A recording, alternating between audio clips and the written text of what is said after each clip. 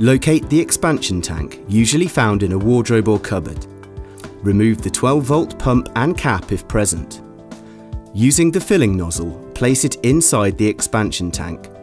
Note the nozzle is offset and locks into the port below the vent tube. This is the suction tube. Place it into the drum of ethylene glycol antifreeze. Ensure the tube is secure in the drum. Connect the crocodile clips from the pump to the battery via the black negative and red positive terminals. A lever is used to control the filling or bleeding operation of the pump. For filling the system, the lever should be in the down position. This will draw fluid from the glycol container. For bleeding air from the system, the lever should be in the upward position, towards the expansion tank. In the halfway position, some fluid can be siphoned off to allow an accurate level when finished. To fill the system, we start by putting the handle into the downward filling position. Activate the filling by initially turning on one pump.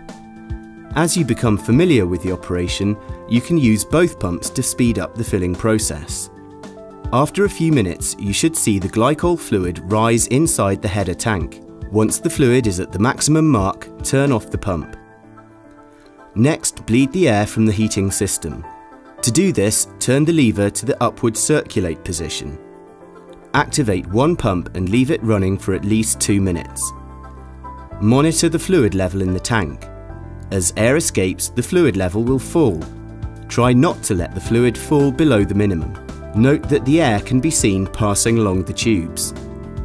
At this point, pause the pumps and bleed any high points in the system, including towel rails. Then continue with the bleeding process. As the fluid level drops, flip the lever 180 degrees to the fill position until the fluid is back above the maximum mark on the tank. To displace stubborn airlocks, the second pump can also be used. Use in short on and off cycles to ensure the fluid level does not drop too quickly. Once you're happy air has been bled from the system, the fluid level should be left halfway between the minimum and maximum level. To do this, either top up as needed or turn the lever to the siphon position to drain out a small amount.